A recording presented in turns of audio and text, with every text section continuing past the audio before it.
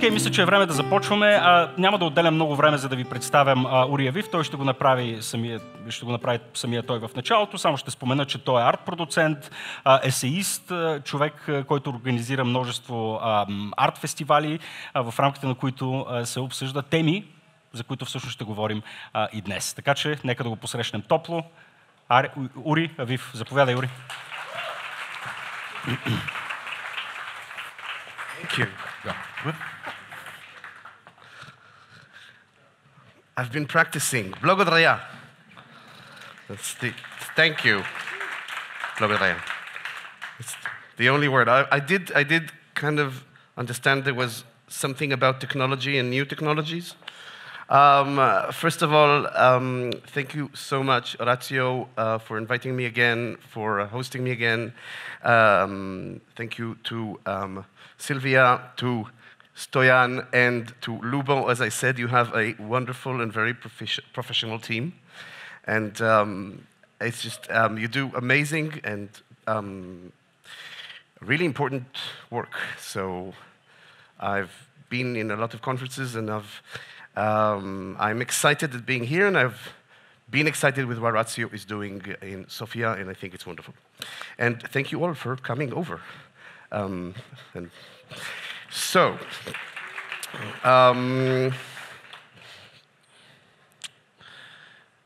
What was I talking about? Okay. Let's start with the operation of the presentation. Let's see if this works. And this.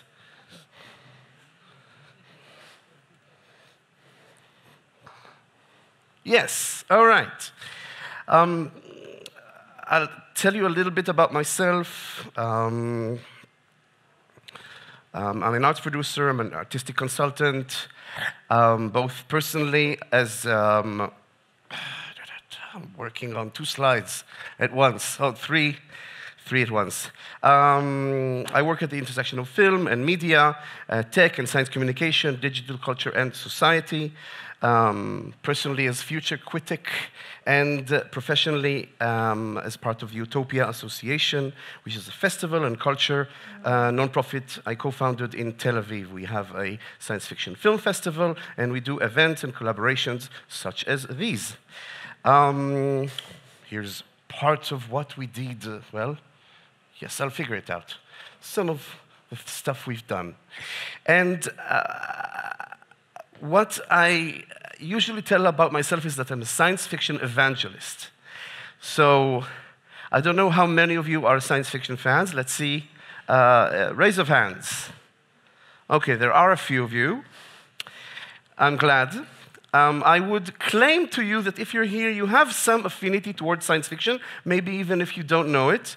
And my hope that after this conversation, you will all be ambassadors of science fiction. You will be able to tell your friends and colleagues and loved ones why, at the very least, it's important. And it all starts with, for this conversation, Arthur C. Clarke's famous science fiction author and also scientist. One of his quotes, one of his rules, the only way to discover the limits of the possible is to go beyond them into the impossible. So that's what science fiction does in a gist, but I want us to have a joint vocabulary about science fiction. And I'll start with, sorry, I'm going back. I'll start with someone who's not science fiction-y very much. I think he writes and talks a lot about science fiction as well. Slovenian philosopher Slavoj Žižek. I'm going to quote him telling a joke. It's not his joke, so I don't know why I'm putting his name out there to give credence to the joke, which is from old Soviet times, and it reads as follows. A guy is sent from East Germany to work in Siberia. Now, he wants to keep in touch with his family and friends, but he knows his letters will be read and censored. So he tells his loved ones, let's establish a code. If a letter you get from me is written in blue ink, it is truthful. If it is written in red ink, it is false. After a month, his family and friends receive the first letter, and it's all in blue. The letter reads, "Everything is wonderful here. Stores are full with good food, movie theaters are showing great films from the West, apartments are large and luxurious. The only thing I cannot find anywhere is red ink." Whoops, sorry. Back to science fiction. It's hard. All right. Yes. So my compatriot, Yuval Noah Harari, this is from 2018. He became bigger and bigger and bigger over time. But luckily, I have him on our side. Now, there are quotes from Winston Churchill and Barack Obama and David Bowie, but let's go with Yuval Noah Harari. Today, science fiction is the most important artistic genre, and I'd hope for you, or I aspire for you, to be on me on this and with Yuval Noah Harari on this and understand why. Let's see, I'll figure it out. In the past few centuries, science and technology have unraveled millennia of social constructs, eons of biology, and we all feel the extreme impact of the technological digital revolution of the past few decades. During that time, over the same past 2 centuries, a new artistic and literary genre appeared. It's both in narrative and in aesthetic, and it discusses the revolution and the evolution that we're seeing through our very eyes, through our experiences. And that is the essence of science fiction. That is its relationship with science and the public perception of science. Okay, I've got it now. Science fiction has evolved into every imaginable format and medium, from the obvious literature and film to video games and design and art and every spectrum of creativity imaginable. It's also an extremely wide umbrella term that includes vastly different stories, from Black Mirror to E.T., from Jurassic Park to 1984, from Star Trek to, well, we can argue about Marvel and DC later and whether Star Wars is science fiction or space fantasy, but it's a very big umbrella. At its best, and this is a clip from Interstellar, one of the wonderful films by Christopher Nolan, science fiction is a highly imaginative art form of storytelling. It is the source for unbound inspiration for designers, tech entrepreneurs, and scientists, as well as collaboration between scientists and artists, as they did here, to imagine how a black hole will presumably look like actually in real life. It's a source for inspiration. And it's a great way to engage kids with STEM, science, technology, education, math, science, technology, engineering, math, education, to engage the wider public with issues of science, technology, and innovation. I hope some of you are familiar with these clips. This is from Jurassic Park in 1993. There's no greater way of engaging kids with science and technology than dinosaurs, robots, and aliens. And that movie as well, it also allows for a discussion of the moral and ethical dilemmas that arise again and again and again with the progress of science and technology and the relationship between technology and humanity and society, between man and machine.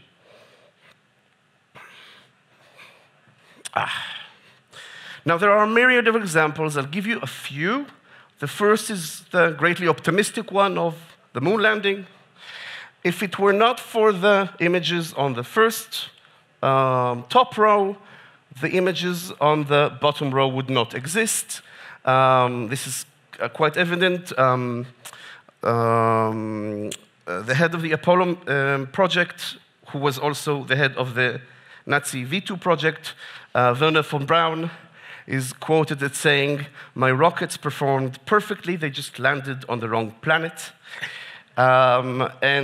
He tells the story of him going into rocketry and rocket science due to inspiration from Georges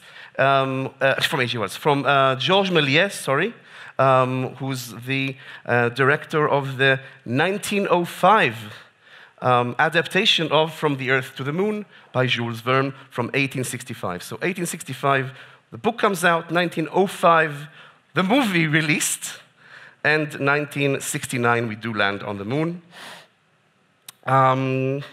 There's another example from Fritz Lang's Metropolis, an imaginary future from 1927.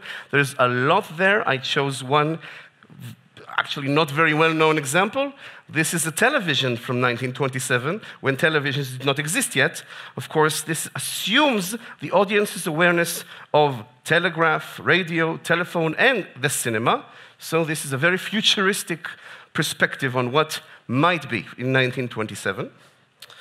The inspiration is sometimes not ethereal, but quite direct. On the left is Martin Cooper. He's the inventor of the cell phone.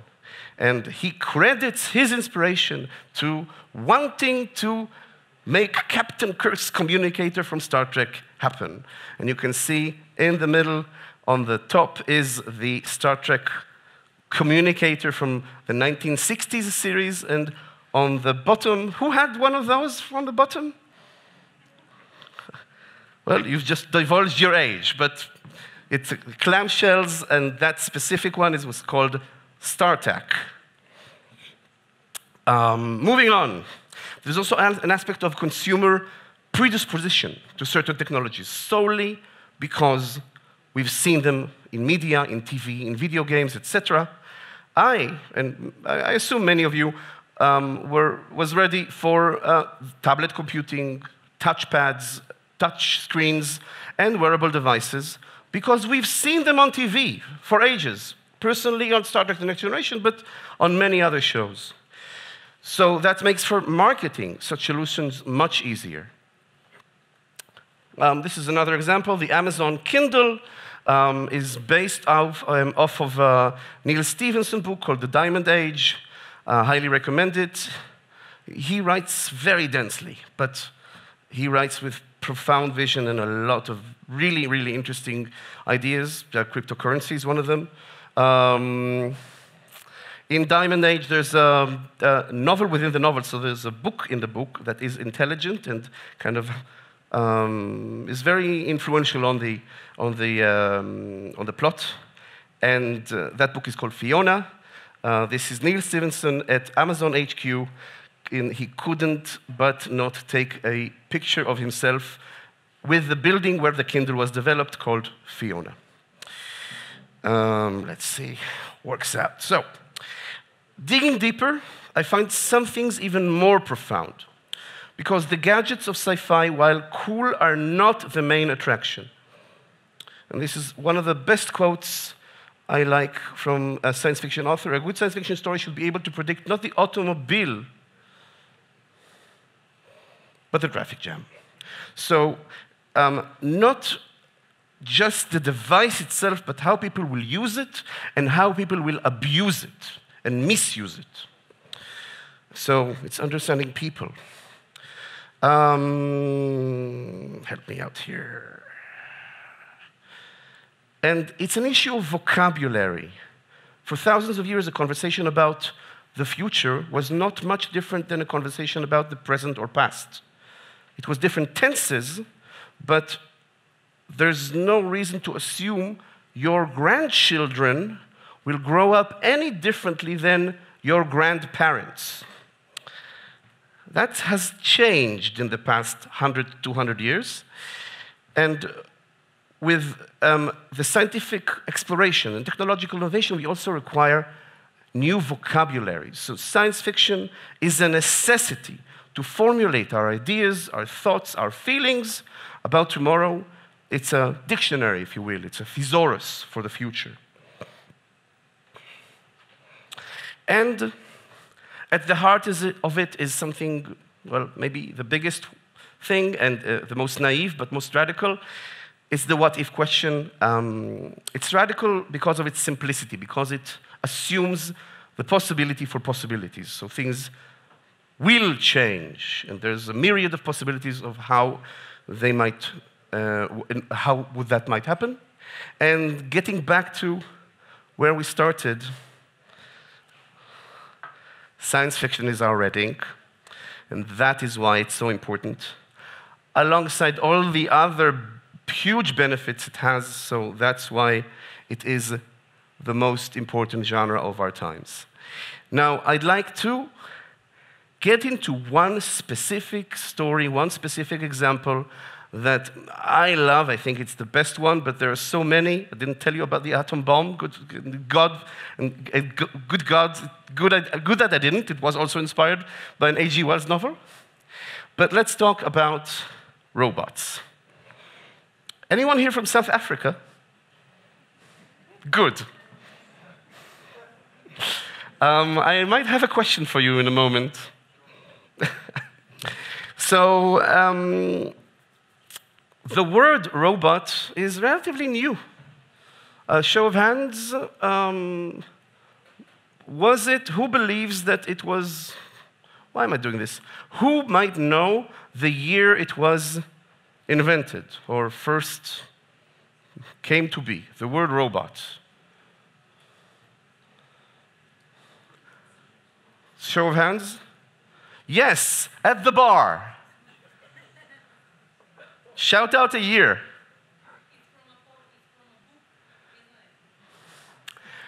It's as if you heard this story already. It's actually from a play. It's from a 1921 Czech play by Czech playwright Karl Čapek. Somehow the name eluded me. The play is called Rossum's Universal Robots.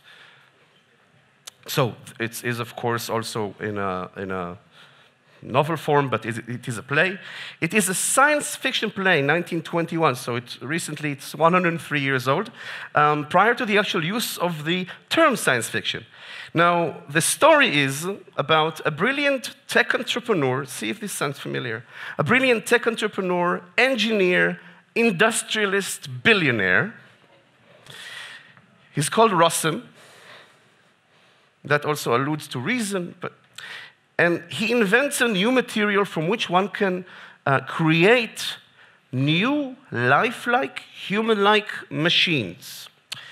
The play takes place several decades after his invention, and Rossum's Universal Robot, which is the name of a company, is everywhere. Rossum's Universal Robots are in every factory, in every shop, in every home, and they are made in factories all around the world. Now, it wouldn't surprise you that the first robot story is also the first robot uprising story. They kill all humans. From Prague, it went to play at numerous places all over the world. It was in the West End in London and in Broadway in New York, and it was a huge success. Now, how come? Here are two examples. Sorry for the pixelization. You'll notice that while they are a little bit stiff, they are somewhat mechanical. They are very human-like. In the play, these are adaptations, of course, so every director adapts differently, but in the play itself, they are made of biological material, and from first glance are indistinguishable from people. Now, this isn't the first time we tell a story about a man creating a being in his likeness. We can go back to Greek mythology, and that's Galatea on the left, two images of that. We can go to Jewish mythology with the golem, that's one picture of him on the right. And we can also, not from mythology, there was a period in the 17th and 18th century where automatons that were very complex, kind of like, similarly to clocks, complex clocks, like mechanical clocks, were all the rage. And all of these are androids or automatons. Now, why not use these words? Automatons, androids, they exist. Why a new word? What's the difference? Well, the word robot is, of course, at the heart of the issue. The robot is a new linguistic invention, actually invented by Karl Čapek's brother, and it relies on the word for work in Slavic languages, but also with the connotation of slave labor. So the robots are slaves. Now, there's also the aspect of quantity. The robot is not one of a kind. It's not one piece that is a marvel. It is millions and millions, countless of machines, which obviously resonate with a social strata or class of people, working people. Now, the play gives shape to a large-scale process of industrialization, mechanization, and automation that's been happening in those decades and ever since. It's the second industrial revolution, which means the assembly line. It was Henry Ford's greatest invention, alongside anti-Semitism. We didn't invent it. It made millions of jobs obsolete, and it made the existing jobs even more mechanical and monotonous. And now the First World War just ended, and we've had mass killing machines. Europe was filled with revolutions, either fascist, democratic, or communists that aspired for all workers of the world to unite. So Čapek was well aware of the symbolism he is imbuing in his creations, in his robots, and that was the right word for the right time. Again, huge success. And what happened is the news media took that word and started using it anytime a machine would replace a human in any job or position. For instance, robot guides subway rider in London, a headline from the 1920s. Before those machines, obviously, there were ticket sellers sometimes, and we do still have them, but those are robots. South Africa, I'm coming over to you. The robot policeman. What is the robot policeman? Show of hands. Who can tell me what the robot policeman is without reading the article, because it's very long. Very long. Traffic lights. South Africa. How do you call a traffic light in South Africa? So 3 robots ahead and you're there. Thank you. Sorry, and I had to, I visited Orazio back in 2019 for the forum. It was an amazing experience. I assume all of you, are tickets on sale already for the forum? So I assume all of you have tickets, and if not, please log on and buy them as soon as possible. You may, I really want to, so I'm here already for 1.5 days, and I wanted to take the picture on the left again, but the picture on the left I took in 2019, and the remains of what was a robot were completely demolished, and now there's not even a sign that there was a robot there. And to whomever here is young enough or does not know, that is not a guard tower, that is where a person used to be to handle traffic. And I really should say that my recommendation to the city municipality, if there's anyone here, that one of these should remain as a monument to the times where people did jobs that mattered. Okay, now, oh, sorry, one second. Now, tech entrepreneurs and industrialists of that time, of the 1920s and 30s, marked the robot as an engineering marvel and an aspiration, and it symbolized scientific progress. And this is where the story of the robot splits up, and it continues separately on one path in arts and culture, and on the other path in engineering and technology. And they cross-pollinate, they mutually inspire one another. And let me show you a few examples that I think you already know. Apologies for the Hebrew. This is the 1939 Westinghouse robot called Electro. This is George from 1950s, a British robot, and jumping ahead to the Honda Asimo in 2014. And the recently, I think he's gone into retirement, Atlas, the Google or Boston Dynamics Atlas from 2019. So these are real robots.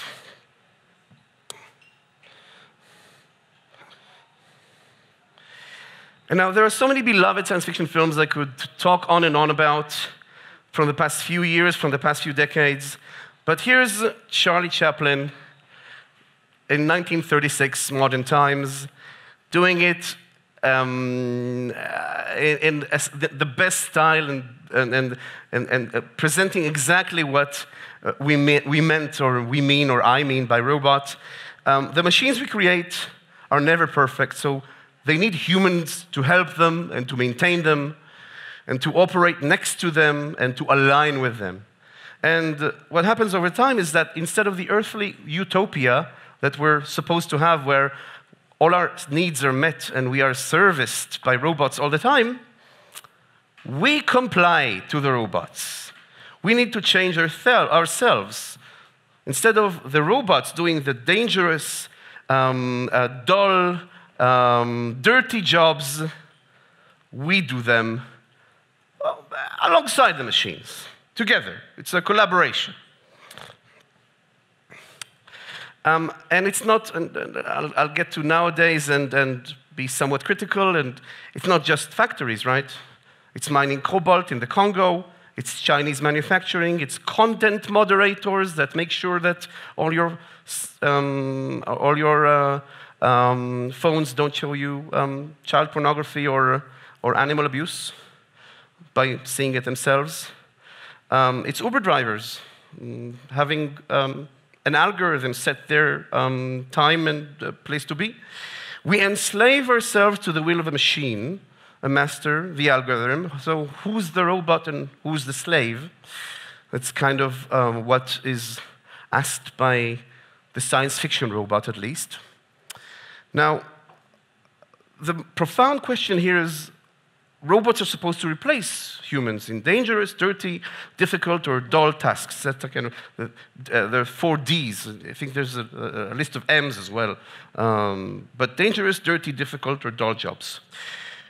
When we ask what a robot can do or should do, we actually ask what humans should be doing. We ask what is a job. And we also ask what is life without danger or boredom or hardship. And most of all, it's important to ask who is asking the question, because these questions and who is answering them.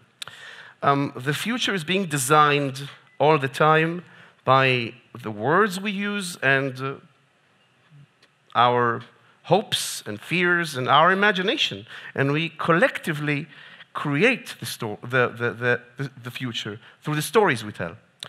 So that's the example through the robot about why science fiction is the most important genre of our times.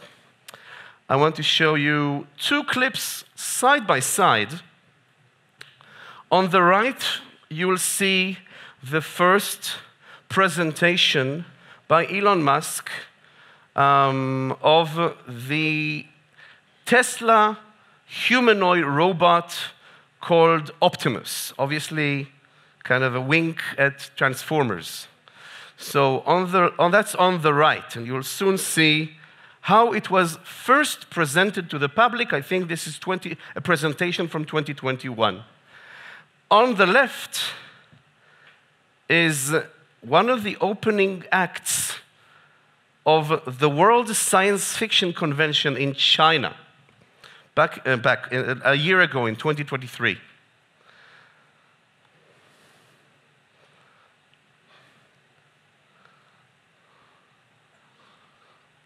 So on the left is a performance piece in an international science fiction convention. On the right, is not a tech demo, of course it's a dancer, but a tech presentation. Just to give you a concrete example of how these stories are intertwined and interlinked.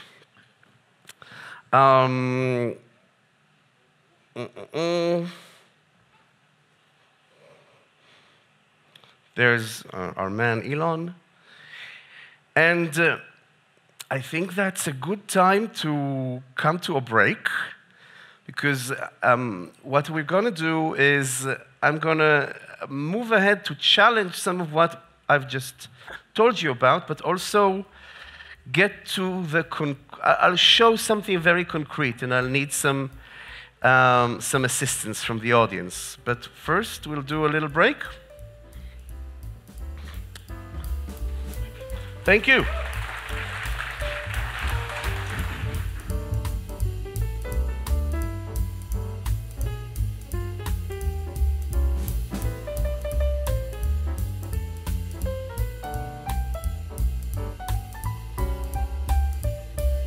Okay. Again, show of hands as far as so I'll know my audience. Raise of hands, who's heard of Elon Møsk? Okay. Who's heard of Neuralink? All right, most of you. Who has a Neuralink device? I'll use telepathy to the ones who do. So you might notice I'm talking on two levels or two layers. One of them is the technology and its impact, and we're using the robotics, and I've not mentioned AI, but it's kind of floating all around us as one piece of the story, and the other is the story itself. And how do we formulate those stories, and what do the stories tell us, and what do they tell us about our fears and our hopes and our aspirations for the future? And I'm going to use Neuralink, again, as a device, story device, to move from the dichotomy of robot and man, or machine man, to immersion. And as traditional, I'd like to start with a meme, an important meme, a meme I love, sci-fi author. In my book, I invented the torment nexus as a cautionary tale. Tech company, at long last, we have created the torment nexus from classic sci-fi novel. Don't create the torment nexus. So I'm sure many of you have seen this.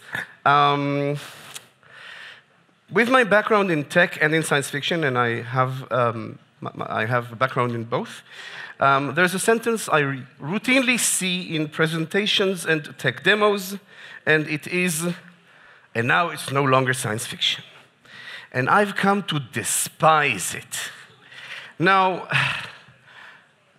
I'm not going to contradict everything I just said. There's wonderful inspiration in science fiction and cross-pollination between science and science fiction, between technology and art. But sometimes tech entrepreneurs don't read the book to the end or see the movie to its eventuality, and that's a shame, and they really ought to. There's one good example from recently, Sam Altman tweeting during the launch of ChatGPT 4.0, I think, this is back in May, her. And her is obviously alluding to the voice of Samantha, played by Scarlett Johansson in the movie Her. I hope all of you had seen the movie Her. It's a great step into science fiction. It's very science fiction, yet not very science fiction. It's about a man that falls in love with his operating system. It's very simple. And it doesn't end well. Or it ends in heartbreak. Spoiler. I didn't say who gets his heart broken, but it doesn't end well. And Sam Altman tweeting her, for me, means he didn't really quite get it. Now, I want to get on and introduce someone to this audience, Elon Musk. And introducing Elon Musk is now an act of curation. It's deciding what to tell, not because we can do a whole semester of about this guy, and obviously he's a household name. I'll give you some specifics. I always like to start with this quote. I care a lot about the truth of things and trying to understand the truth of things. I think that's important. If you're going to come up with some solution, then the truth is really, really important. That's a quote by Elon Musk. He's come a long way from his birthplace in Pretoria, South Africa, 1971. He's a tycoon, a cultural icon, a phenomenon, a thought leader, potentially the richest man in the world, depending on the stock value of Tesla in any given moment.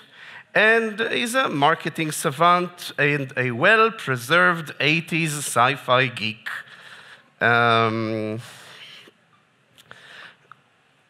He's also father of how many kids?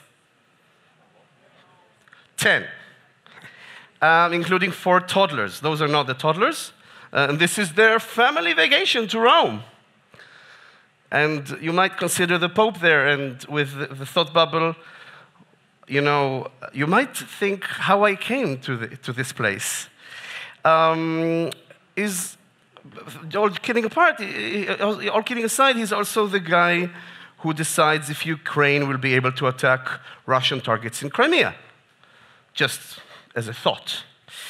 Now, starting in the mid-2000s, Musk developed a larger-than-life persona, a billionaire playboy who's trying to save the world. Musk inspired the 2008 adaptation of Iron Man. Director Jon Favreau and Robert Downey Jr. modeled Tony Stark, the industrialist, arms dealer, inventor, and entrepreneur, and playboy philanthropist, on Musk. And he even got to make a cameo in Iron Man 2. That's also when he started operating in science fiction terminology. His earlier ventures, city guides and online banking in the late 90s, made way for saving humanity. Musk wants us to be spacefaring, multiplanetary species with SpaceX. He wants to avert the climate catastrophe, supposedly, with Tesla, and make sure we win the eventual war with AI by funding OpenAI. He's one of the early funders of OpenAI. Over time, contradictions emerge, and let's focus on his dual approach to artificial intelligence. Musk has been outspoken about the existential risks of AGI, artificial general intelligence, the Terminator/Skynet version that will exterminate all of humanity, while proudly presenting Tesla as the world's largest AI company. Because if it were just an auto company, it will lose a lot of money. So it has to be an AI company. I'm not going to go on. I want to talk about Neuralink, because we've all had enough of Musk. Neuralink was founded by Musk with a number of partners in 2016. It's a neurotech company intended to disrupt the BCI industry, the brain-computer interface industry. Neuralink develops implants.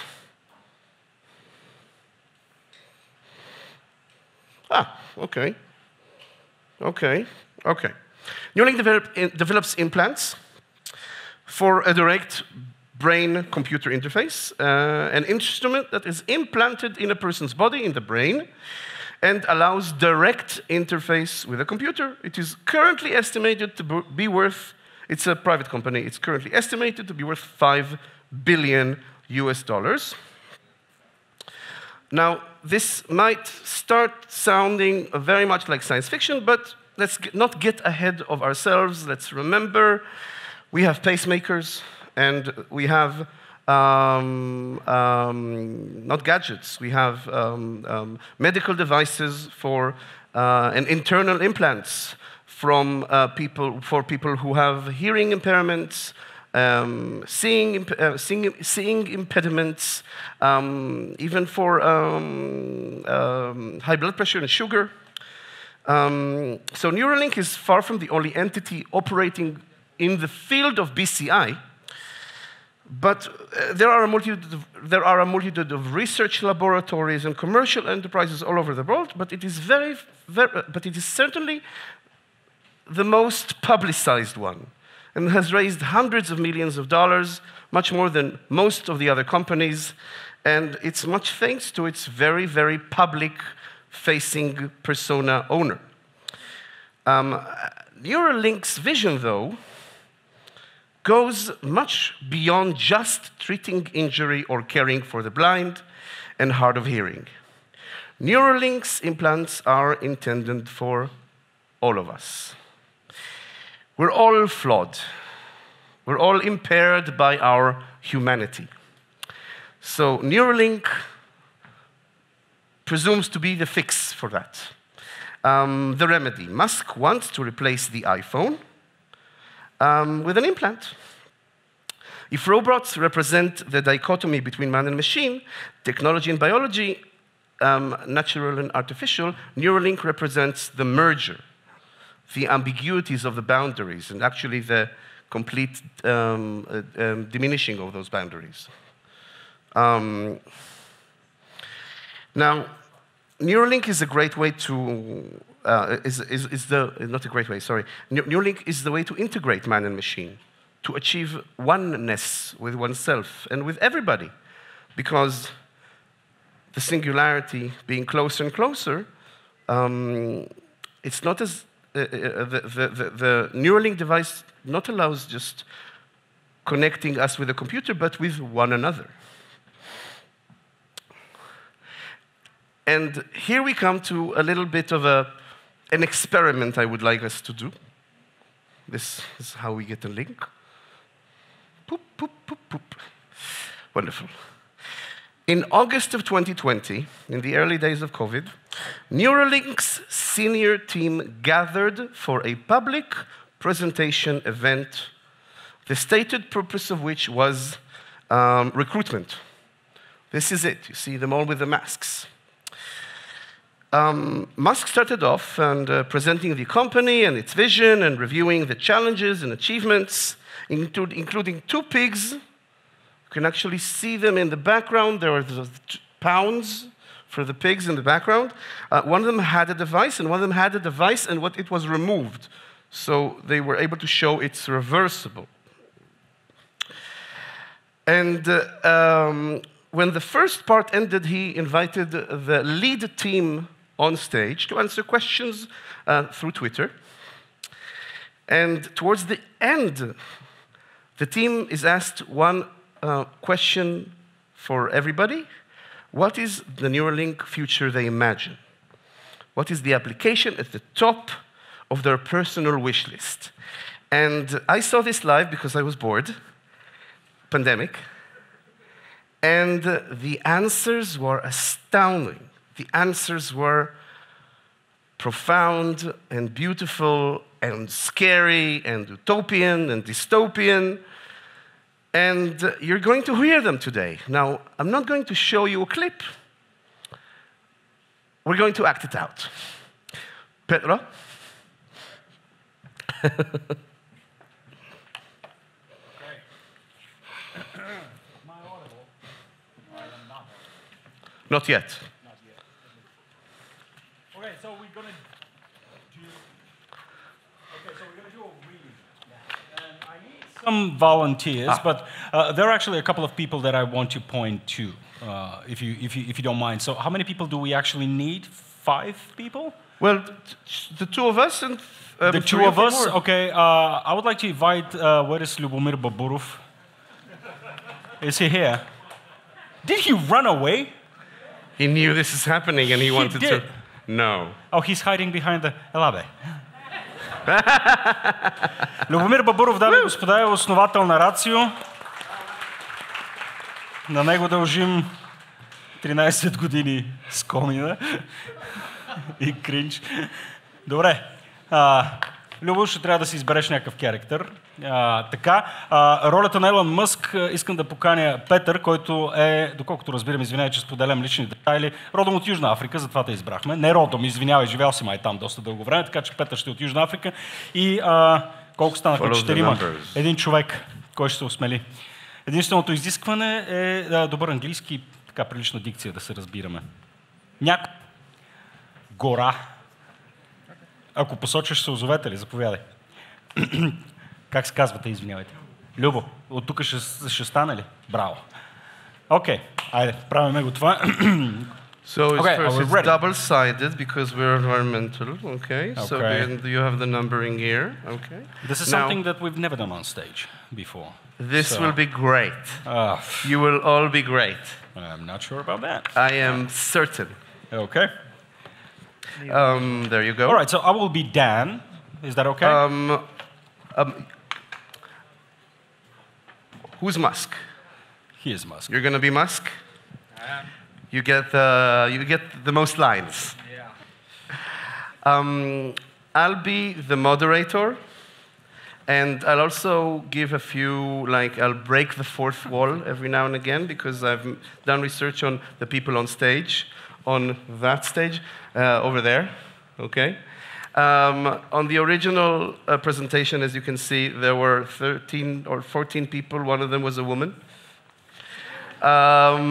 And we're not going to do the entire thing like that. But so we have Musk, and I'll refer to you, to the three of you for other roles as we go along. Okay? Cool. Okay. So just keep on, be prepared. So you lead. So, action. Okay. As a closing question, I thought we might go down the line, starting with Dan. Petro, you will be Dan. Petro, not Elon. And what I'm wondering is, what is the number one thing on your wish list that you're really hoping that the Neuralink device will do over time, that you're working towards? Now, we've looked and have no idea who Dan is or what he does at Neuralink. But he's apparently one of the team leaders. Yes, Dan. Okay, so that's a real conversation. Okay, Dan. So my background is in visual science, and one of the things I think has great potential for the Neuralink is to provide a visual prosthesis for people who have retinal injury or blindness through eye injury. You can essentially plug a camera directly into the visual cortex and stimulate it with an enormous array of 1,000s, or maybe tens of thousands of electrodes to recreate a visual image. And in time, perhaps, you can use that same technology in people who haven't lost vision to produce some kind of heads-up display, something like Terminator or something like that. Wonderful. In fact, we are saying that, like, over time, we could actually give somebody supervision, like, you could have, like, ultraviolet or infrared, or see in your radar, basically name your frequency. You can just dynamically adjust the sensor or have a set of sensors that feed into your visual cortex across a wide range of frequencies and actually have superhuman vision. Next, I'm also breaking the fourth wall for a second, and this all connects to visions of the future and how science fiction is intertwined and connected to how the actual entrepreneurs in the room think about the future. Getting back to. Next is Dongjin Sao, DJ. He's co-founder of Neuralink. He's VP engineering. He has a PhD from Berkeley. DJ. Не съм от надпис, така че извинявайте. Yeah, so for me, telepathy. So I think it's an incredible amount of effort to put your thoughts into a set of words and, you know, it comes out completely compressed. So being able to do that seamlessly without being able to compress it with all the mechanisms, that would be great. Elon, you interrupted. Yeah, it's like, I'm sorry, just to add further to that, in fact, when I did the Wait, But Why article, I think that Tim thought I said consensual telepathy, but I said conceptual telepathy. Awkward. Okay. Presumably it would be consensual, because you definitely don't want just people, you know, sending stuff into your brain without your consent. But a lot of our brain's thought capacity goes into compressing our thoughts into words. And then you think like the data rate of words. Words are very slow, very low data rate, and reporting a tremendous amount of mental energy into compressing the concepts and thoughts in our head into words and then slowly talking. Speech is so very, very slow. And we could actually send the true thoughts. We can obviously have the better communication because we can convey the actual concepts, the actual thoughts, uncompressed to somebody else. So, non-linguistic, consensual and conceptual telepathy. Yes, exactly. Non-linguistic, consensual, conceptual telepathy. Next up is Ian O'Hara. He's VP of Robotics. I've been actually excited from the beginning, sort of, about the side benefit of these devices. I sort of see them as essentially like an oscilloscope that a printed circuit board is our device to the brain, where just by virtue of having us in there and being able to see what's actually going on, you end up learning a ton about how the brain works. And so sort of augmenting people, but also just using that to learn a lot more about neurological diseases is really exciting to me.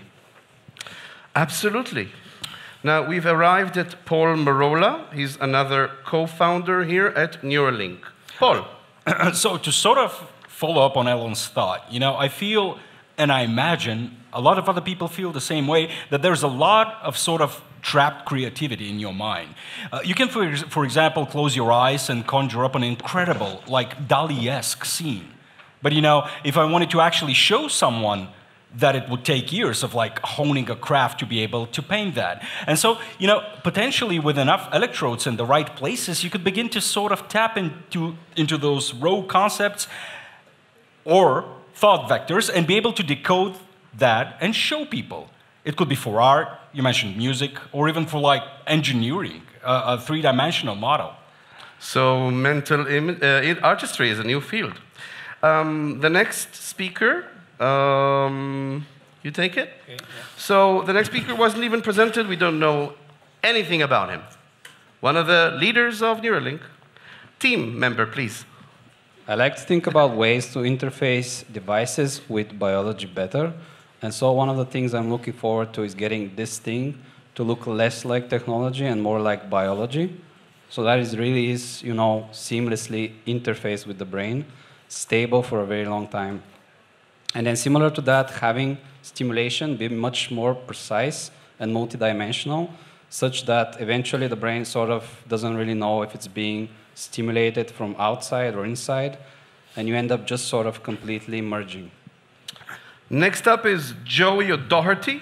He's a neuroscientist and a neuroengineer and runs the brain-machine interface work at Neuralink. Yeah, so I'm Joey, obviously. Following up on stimulation, one of the things our device can do is simultaneously read and write on every channel, stimulate and record. And that's, both a more challenging problem than it may seem like at first, but also, incredibly exciting. The sort of vistas that it opens up is really kind of the whole game in terms of interfacing with the nervous system. And I'm very excited to use that. Wonderful. Look at my excitement. It's read and write. I wonder how that will affect the torture industry. Our next speaker is, I made a mistake. There are two women. Our next speaker, do you want to take it? A female? Is Robin Young. She's a mechanical engineer and runs the mechanics and assembly work for the implant at Neuralink. Yeah, I'm excited just because of the scalability of the device. We're doing everything in-house, and all of it can scale to more channels, more brain regions, etc. I think, I'm really interested about solving things related to anxiety or depression, or even removing fear. I'm an athlete, rock climbing without fear would be ... Elon. Well, maybe a little bit of fear. Yeah, just a little. And also, it'd be great if we could make the pigs fly. Thank you. And take it, Petro. Okay. You're now Matthew McDougall, head neurosurgeon at Neuralink. I think we can have an incredible opportunity to limit human suffering to a tiny fraction of what is it today in all kinds of different venues. Pain being the essence of suffering. We might be able to control that, finally. And so many other diseases, so much other suffering in the world. I think the Neuralink device could help a lot with. I think all of these things are great functions for a Neuralink. On a species level basis, I think it's going to be important for us to figure out how we can coexist with advanced artificial intelligence. And, you know, I think achieving some kind of AI symbiosis where you have an AI extension of yourself, like a territory layer above the limbic system and cortex, and having that symbiosis be good, such that the future of the world is controlled by the combined will of the people of Earth. I think that's obviously going to be the future that we want, presumably, if it's the sum of our collective will. So I think it's going to be important from an existential threat standpoint to achieve a good AI symbiosis. And that's what I think might be the most important thing that a device like this achieves. You want to be Max Hodak? Okay. Next up is Max Hodak, co-founder and CEO of Neuralink. And Musk and Elon, you have a little bit of a duo here. Max. Yeah, I think that a good benchmark of does it work well in humans is, can a quadriplegic, does it work well enough for them to play StarCraft? That's a good functional target. Yeah, for sure. Max. I have in many ways a very basic science interest, which is I'm really interested in the nature of consciousness. There's a lot of very silly philosophy that's been written about it over the last 1,000 years. But I think that's it really. We've been very limited by the tools and our ability to interrogate and measure the brain. And as these tools get better, it will put into the realm of physics, and it's really one of the last big great mysteries of science. It is. Felix Deco is our next speaker. He's director of microfabrication. He's also the only black guy, but it's just beside the point. Please, Felix, Dr. Deco. So for me, can you imagine a disease-free future? A future where you know what's going to happen before it happens, so you can prevent it? With all these devices, we'll be able to not just pick up electrical signals, you can also pick up chemical clues in the brain. And if you're successful, which I know we are, awkward side. Don't worry about the directors. He gives an awkward side eye to Musk, like, I'm sure we will be successful. Right? Yes. We'll be able to kind of prevent ahead of time, you know, diseases. And really, the functions of these devices are widespread. So I'm looking forward to the future.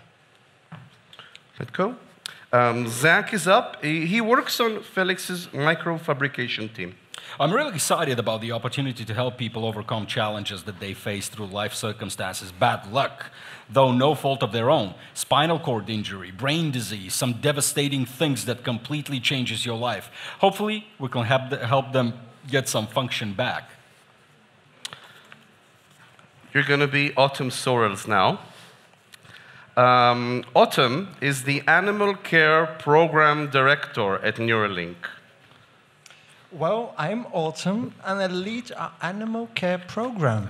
And our philosophy here is to set up a system where the animals are able to volunteer, to make choices, and to participate in our projects. As you see, sometimes they choose not to participate, and that's okay. We want to make sure that our animals are happy and healthy. So all of the behavior research that we do is led by positive reinforcement. And again, that follows for them to choose to volunteer or not. The animals. I know and love many humans with autism spectrum disorder. So I'm really interested to see how the Neuralink might be able to support them if they choose to do that. Okay. This is real. You can check this. Okay. Last but not least, Petco, Sam. Sam is a veterinarian who works with Autumn on animal care, and then Elon, you'll be the last speaker. Sam, please. Yeah, so I mean, everyone else along the line has had, amazing ideas and suggestions. For me, it's about memories, and everyone loses those memories over time. I already can't remember what happened to me when I was younger, and it will only get worse. And so having a repository of memories that you can access whenever you want, if you're feeling down, you can go access some good memories. You know, if you miss something or miss somebody, you can go and access those memories. And I think that would be just such a life-changing experience to be able to just tap into that. That was such a beautiful and diverse array of answers. Thank you so much. Elon, please. Yeah, all right. Well, thanks for tuning in. And as I said, please consider working at Neuralink and helping us solve these problems. There's a tremendous amount of work to be done to go from here to a device that is available, widely available, and affordable and reliable. So please consider joining us and supporting us in our mission. Thank you very much. All right. Woo! Thank you. There's some talent here. Thank you. All right. And that was, so this really happened. You were welcome to check out the actual presentation. I can tell you a little bit about what happened to Neuralink at the end, or what's happening now, but they were sued for animal cruelty. They settled it, I think. They admit to no misuse of the animals, but 16 of the 23 macaque monkeys did die. That said, they achieved FDA approval for human testing a year and a half ago, and maybe some of you know, in January or February of this year, the first implant was placed in a human being, and you can see a lot. He's done in April and May a lot of media appearances, and he enjoys playing StarCraft. So there's that, and I want to say, even though it's fantastic and ludicrous at times, I have anxiety issues, and I have issues with the anxiety issues, whether I should calm myself down, whether I should do changes in my lifestyle, or whether I should take the chill pill I have from my doctor. And, you know, or maybe I should grab a drink or four. So if I had a Neuralink, if the Neuralink thing was a thing, I don't know what I would do. And I have a friend who has a spinal cord injury. So these are not easy topics, even though they might sound absurd, and obviously there's a lot of science fiction here, but it connects to real life very, very, very fast. So I'm not poking fun of it at all. Well, a little bit. Let's get on with the show.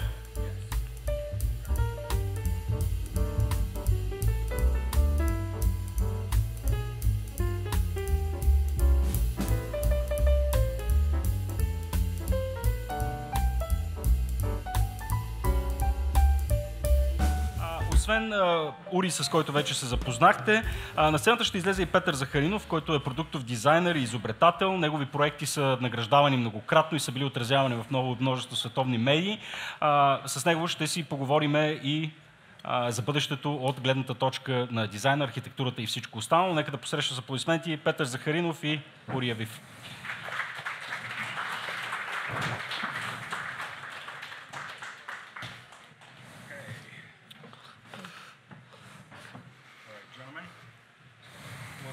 Stage. I think I have a problem with my microphone.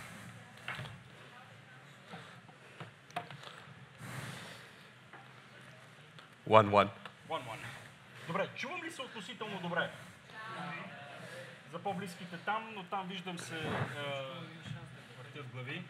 Ако искаш да взема този.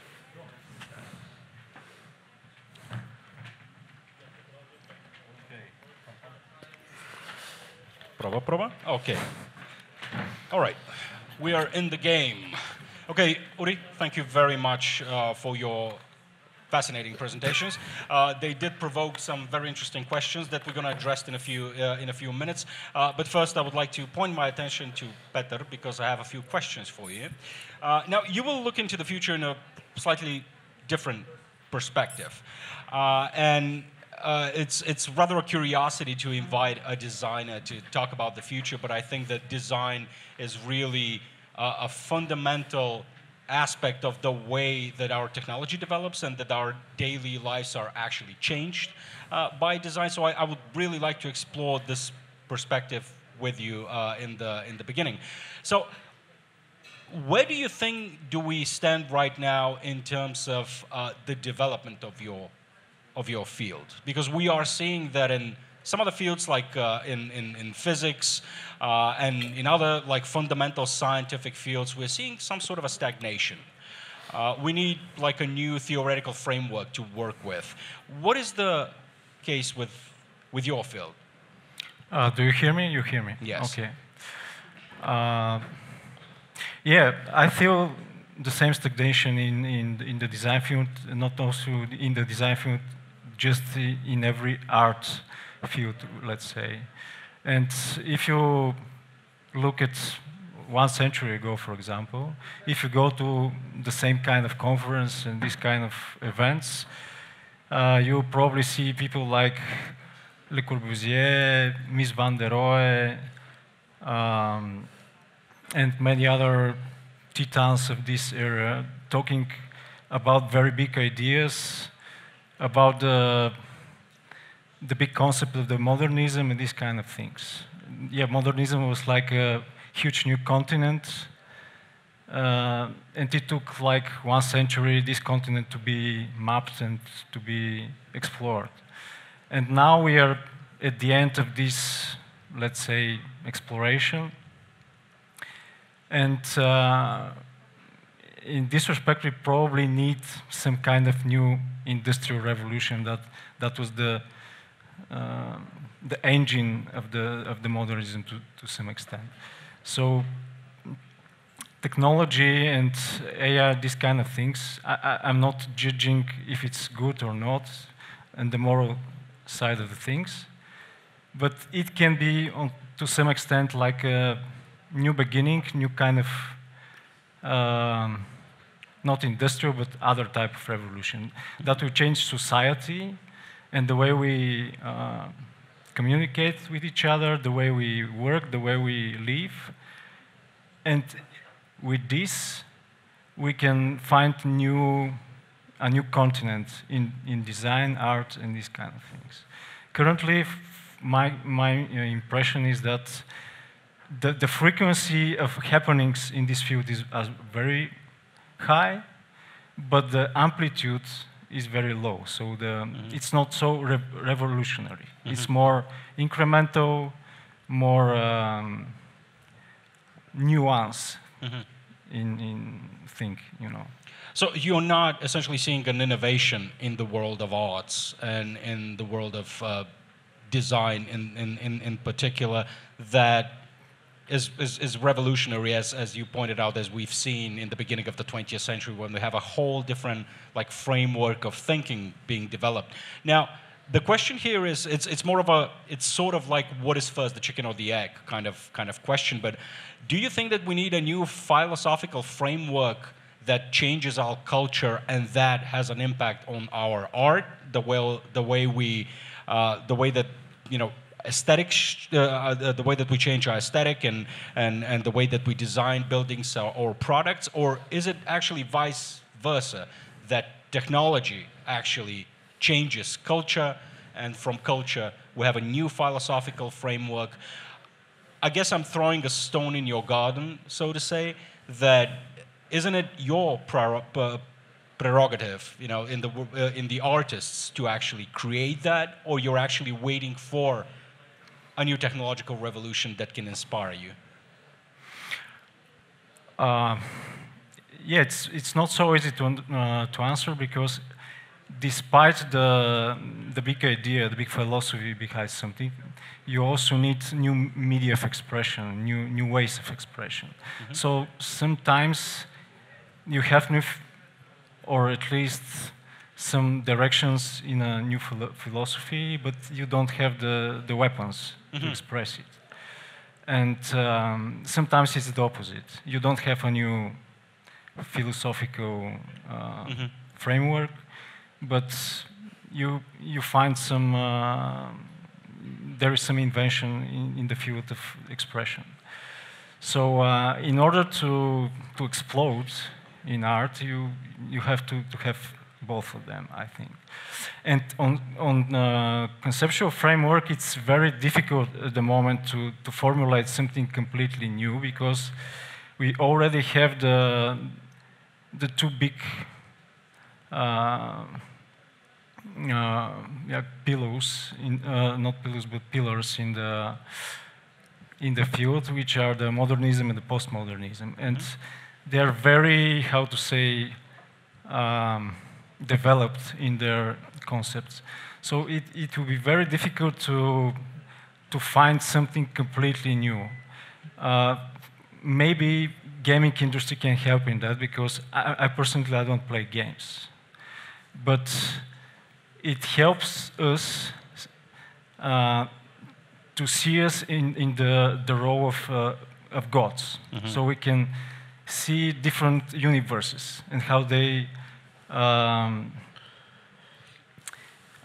perform, and we see all different possibilities. Like a world, there is a creator, like the programmer, but without a moderator. You program. So it's like a sandbox that you play with, yes, to create different realities. And through this field, you can probably experiment with all these possibilities, and finally you can find some new framework that hasn't been invented before. No, but yeah. Uri, you're also working in the world of art. What is your opinion on that? First of all, do you see that sort of stagnation? Do you think that we need a completely new thought paradigm in order to create a new revolutionary art and architecture, as we've seen in the beginning of the century? And will technology actually solve that? Will technology give us the new philosophy that we step on? That's a huge question, and I don't know how you do it. You have 30 seconds. Yeah. Why do we need a new philosophy? Okay. I think that we are developing technologies in far greater strides than we're able to comprehend them. Postmodernism is how old now? Like 50 years, something 50, like that. 60, 70 years, let's say. Yeah, maybe. and I think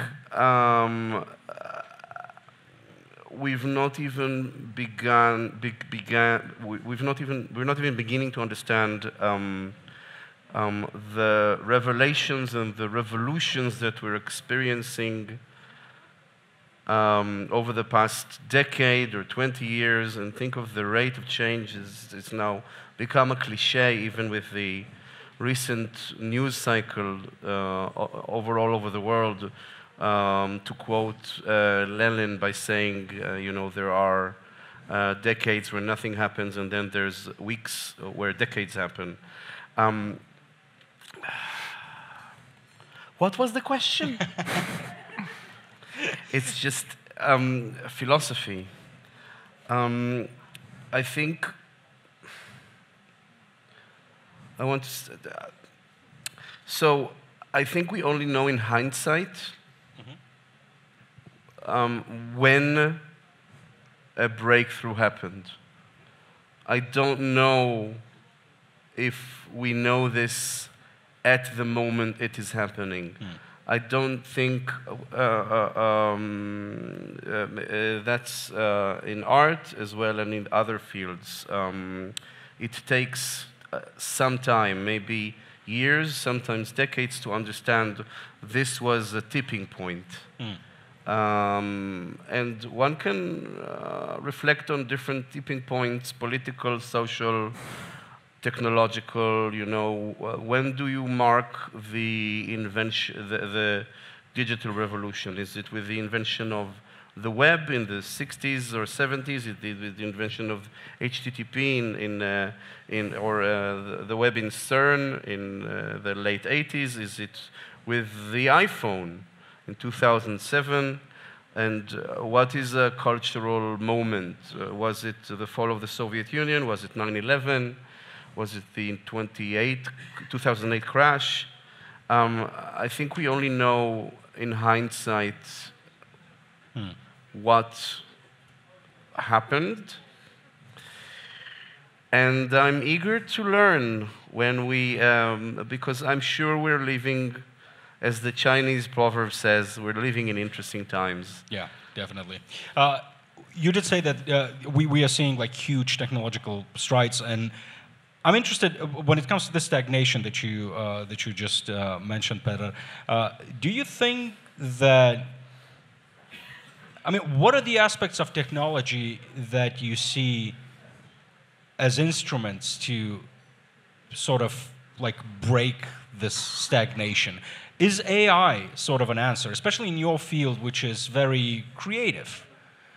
Do you see an AI actually developing a new, groundbreaking, like conceptual framework for art? Conceptual and consensual. Conceptual, yeah. Sorry. It depends if we think short-term or long-term. Long-term, definitely AI and these kind of technologies will be good enough, probably, to do this. And probably at some point we'll be forced to do what we've seen on the screen before that, to merge with some kind of technology. It's not just AI, it's genetics, prolongation of life.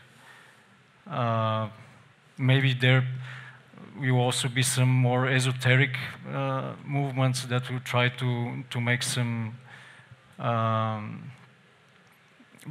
to use some hidden and not used, how to say, talents inside the human for telepathy and these kind of things. So there will be probably many directions, and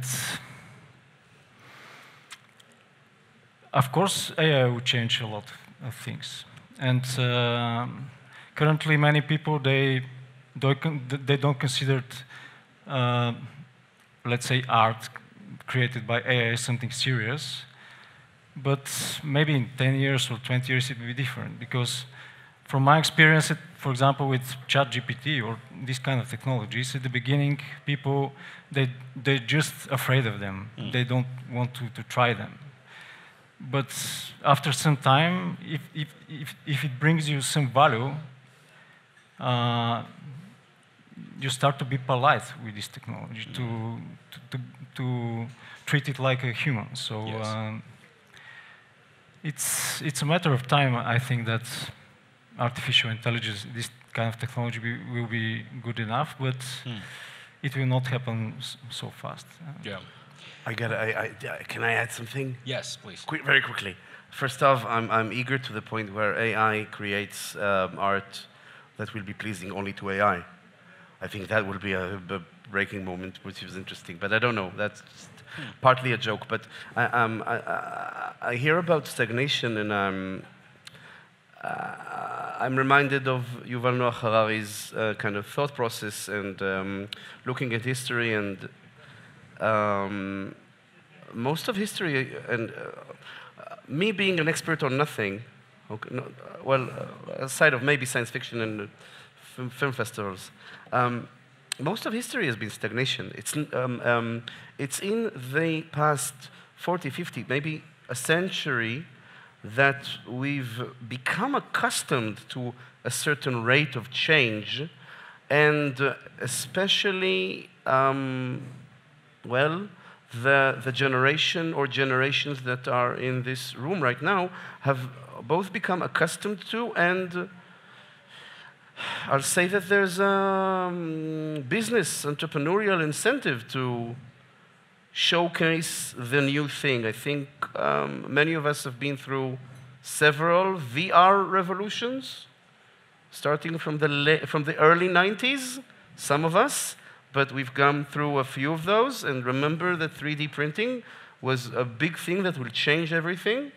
And I can nominate a few other remarkable inventions, and some of them are remarkable. They might be not as remarkable now, but you know, this is 15 years old, more or less, 2007, I think.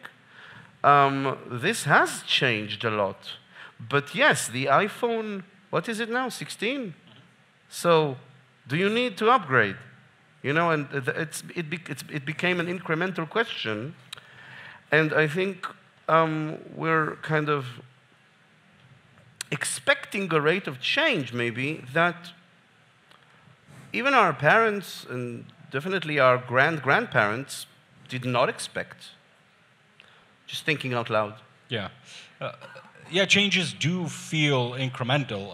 I forgot who said it, but he sort of pointed out that if you go back to a living room in the 1960s, the only change that you will see will be the size of the screens. You know, that's from a technological, point of view, that we need a revolution in physics as well in order to make the technological leaps that are necessary for us to become like a space species, for example. Yes.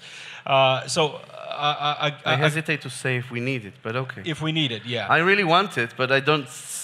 There's a difference between need and want. But I'll talk about this with my therapist.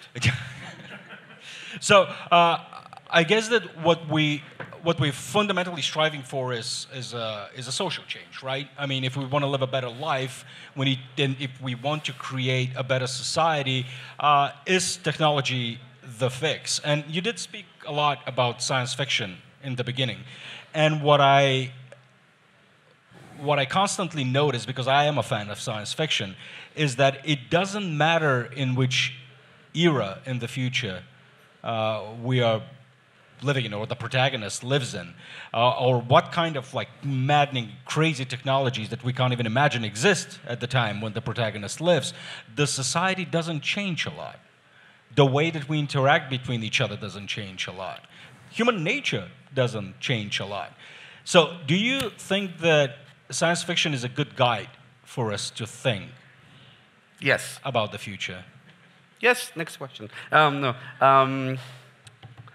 So a few things. And the more I become, the older I get, not that I'm that old, but I become more and more interested in history rather than futurism, although I think it's the same thing. And I also heard, I've never mentioned him so many times in my life. I've heard Yuval Noah Harari say this as well. I don't remember which. So a few answers. One is I don't remember which Greek philosopher it was, but it's a well-known saying that if the horses had gods, they would be horse gods. So because humans have gods, they are human-like, right? Zeus and Hera and Aphrodite and Apollo, they're a human, very dysfunctional family. So the point in which is we see who we are. So that's one thing. When we project to the future and to different perspectives on the future, yes, one of the common issues about Star Trek, let's say The Next Generation, they've developed so many technologies, but the captain is still bald. And they don't really go into detail as to explain how this marvelous, supposedly space communism works. And aside of it being space communism, I'm sorry, everybody gets what they are required, what they would want, and do as they please. There is somehow a military, but it's a research vessel. It's very, very, very. When you get down to the specifics, it doesn't work well on Star Trek, at least. But I think you need to dig deeper in your science fiction, because there are fantastic science fiction films as well as literature that explore different ways of being, different realities, different social orders. And that's even more interesting or as interesting as different technologies. And technology has a lot to do with our social order. Democracy is able to be maintained, dictatorship is able to be maintained through technology. You're right. Last question from my own questions, and then I'll get to the audience questions. It's for you, Peter. Now, I firmly believe that we are a product of our material conditions. Now, this is a very Marxist view. It's not very popular, I guess, in these days. But you, as a person who designs everyday objects, do you think that you have the power to change not only how people feel, but how they like perceive the world around them? Do you think that you have the power to change their view of life and themselves? I guess the big question here is, what is how powerful is actually the design of everyday objects, the way we design our cities, the way that we design our own environment in shaping who we want to be? In general, I said there is some kind of stagnation in this area, but in general, design, architecture, they're like mandatory things at the moment, especially for things that are practical, utilitarian, and these kind of things. And I can probably talk more about what I want to implement in my work, because every designer is different.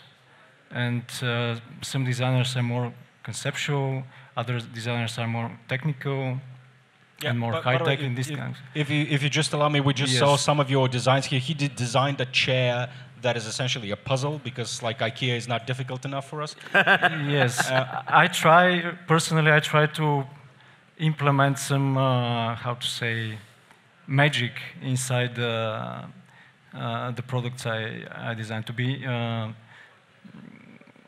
surprising. Yes. To be there some hidden principle that the whole structure looks impossible. Yes. And in this way to provoke people that sometimes the things that they look like. So yes. The things we take for granted. Like for example, a bottle doesn't have to be like that. It can be like that. It's my first time, I don't know. Yeah, just do it. That's awesome. But on massive level, it's difficult to say that at the moment there is like a big movement like Bauhaus, for example, or Russian constructivists, or the steel, or this kind of thing that is shaping the taste and the art in general. So it's more, how to say, I forgot the English word, but like... say it in Bulgarian. Yeah. I understand. Divided, yeah. Can I I'll do this very briefly. I'll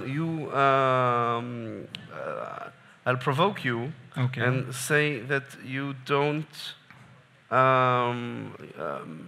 as you said, the question was very large about design, but you're an individual, and you've made a choice. You've made the series of choices. You know, you all are here. Ratio is organizing science communication and science and technology, and luckily some science fiction events. You chose this as a product to market. Now, if all you were thinking about is, financial incentives, then I don't know, you would have traded crypto, I don't know. You can do so many other things, but you chose you had agency and you chose to implement, your statement on the world, and we all choose, everything we do is small. We're all very, very small, but we make choices, and those choices reflect values and ideologies. And, this is environmental, and it's playful. And it's magical, and that is something you chose to put into the world. Yes. So, sorry. All right. Moving to the questions from the audience. All right, just where to start. Okay, real quick. With the second question. Start with the second one. Which, according to you, are the most important sci-fi books of all time? 3.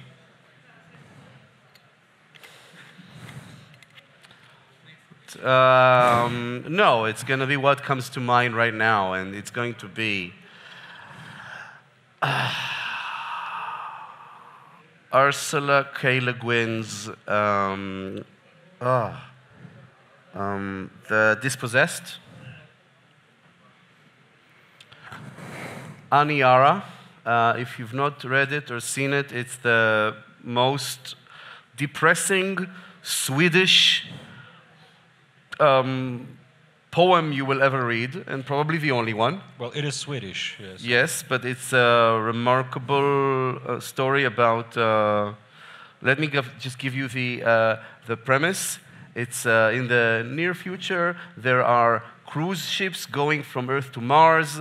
A cruise ship has 50,000 people, and it takes a month to go to Mars. It has first class, second class, and they go back and forth and back and forth. And a screw gets loose in one of the cruise ships, and it steers off course, and it just goes off course, and that's it. That's the story. And then time passes, and what happens to the first class passengers, second class passengers, third class passengers, the staff? That's the premise of the 1956 novel by Swedish author, I don't remember, but the name is Aniara.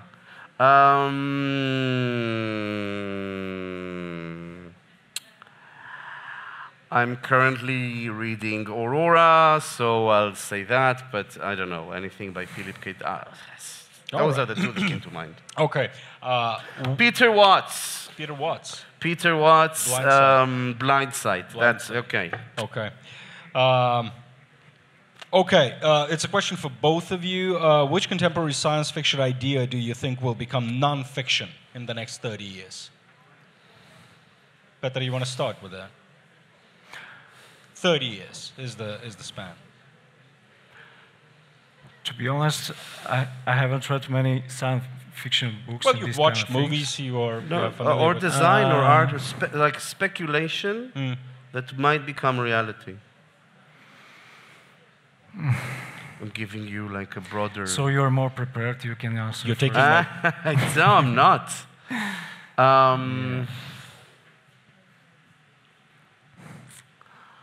I hesitate. I want to say something optimistic, but I've not been that pessimistic. So I'm going to be somewhat pessimistic.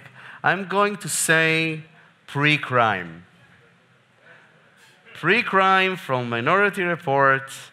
It's not going to be based on psychics. 3 psychics. It's going to be based on supposed metadata and big data and a lot of algorithmic bullshit, and we're going to see a lot of, it's not going to be called pre-crime, but we're going to see a lot of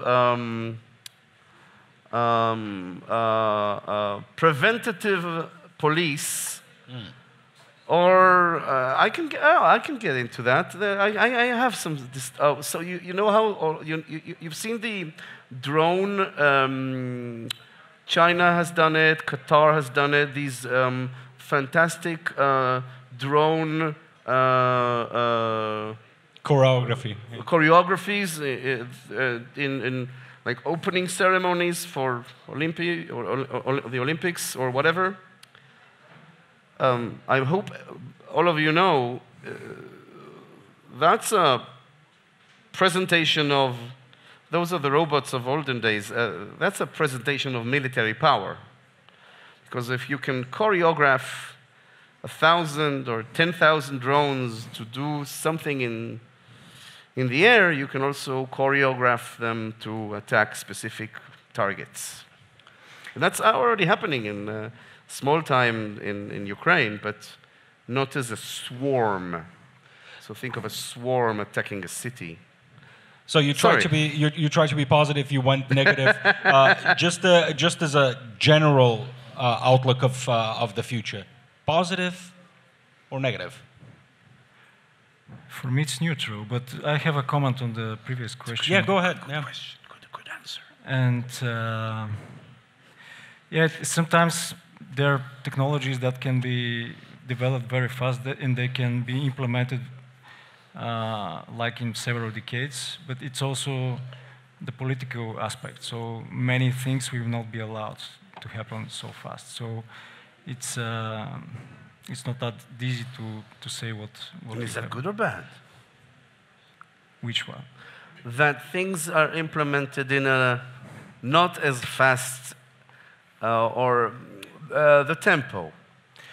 If I The technology, I have a how to say political theory about this, because for me one of the reasons that some nationalist movements and conservative movements in politics are rising is that for many people, and for even more people in the future, the tempo is too fast. So you mentioned that you feel some stagnation in social change, but I'm a little bit, I don't agree so much, because for some part of the society, the change is too fast. yeah. And they're not prepared for this change, so this is for me, this is their reaction to this. And it's also very dangerous if we stop the developments very fast. So it's a kind of very It's a balancing fine-tuning act. of this process. I'll add to that. I'll do it very shortly. We have extending life terms, which is a good thing supposedly. If end of life gets better as well. So if people, if the median, I'm not talking about thousands of years ago. If people lived till 70, and that's why the pension is you go into pension at 60. What's the age? 60. I don't know. It changes every year. So let's say 67. Okay, you have 3 years of pension, so it's okay. Nowadays, people live to their late 80s, early 90s, and that's going to be extended. But the interesting thing, and this is the first time thinking about it, so the other side of it is that we have circles of developing technologies, and there's more and more generational gaps forming. I have, my girlfriend is younger, and she keeps me updated on what's going on in TikTok. But, and the other side of it is, of course, who I'm sure many of you are helping your mom or dad or grandparents with errands, with understanding how to work the bank app, because suddenly there's no ability to connect via phone. And that widening gap is going to get wider because, and there's backwards compatibility, and we don't allow for that, or like it's not financially viable to keep all the technologies still afloat, because so there's an interesting balancing act here to be made as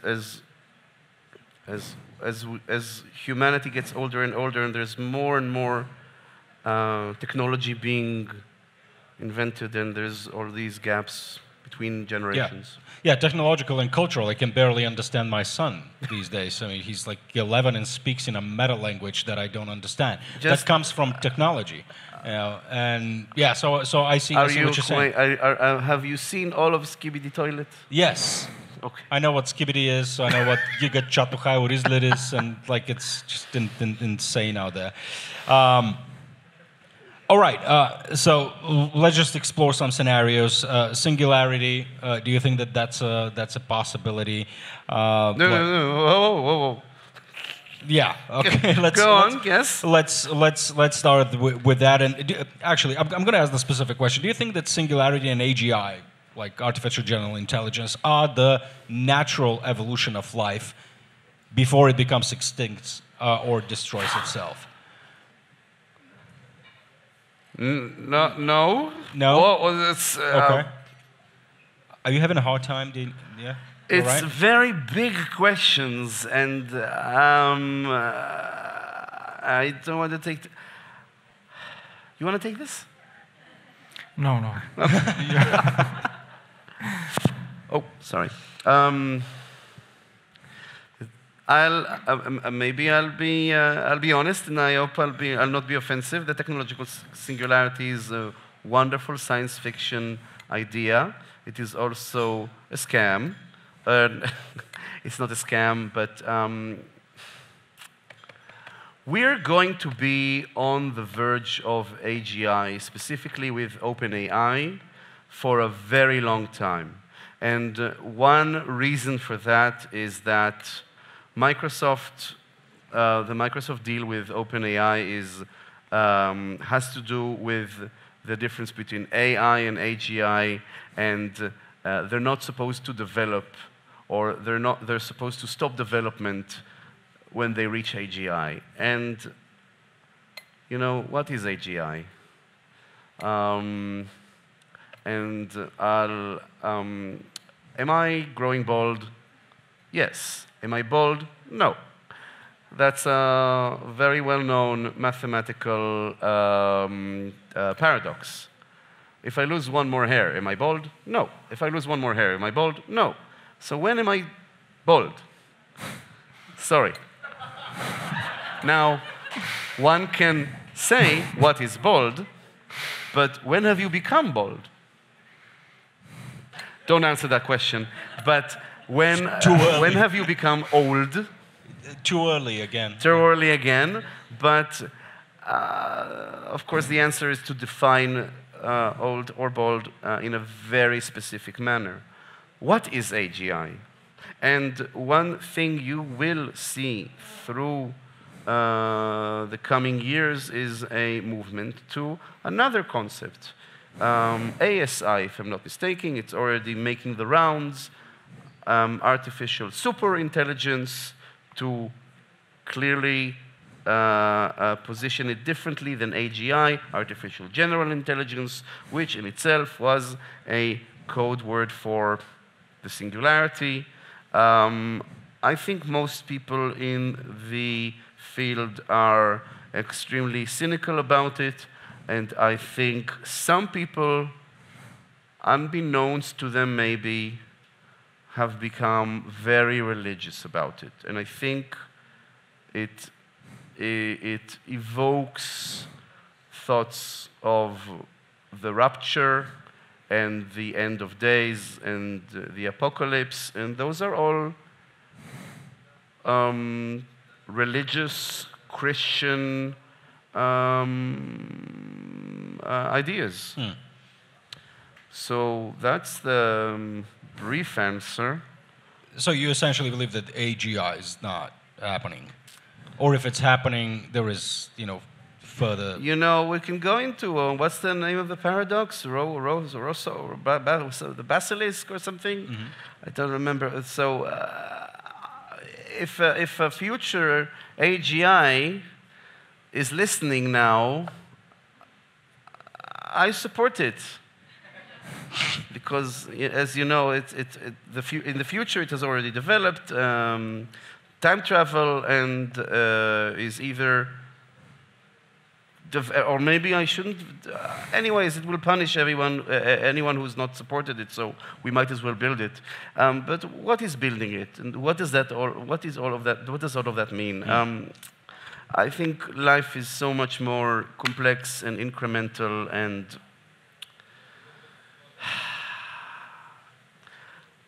I think it's really, really good science fiction stories. Okay. Okay, fair enough. Okay, we are at the end of our conversation. I do apologize that I can't ask all the questions, but we are running a bit late. But if you guys stick around, you can use the opportunity, guys, to ask our guests in person. I want to thank you, both of you. This is freaking amazing. That's so cool. So thank you very much to both of you. And It's origami. Let's applaud them. Thank you, guys. Thank you, Ratio. Get your tickets to the forum. Yes. I will talk about that right now. Thank you, guys. You're free to go. Yep.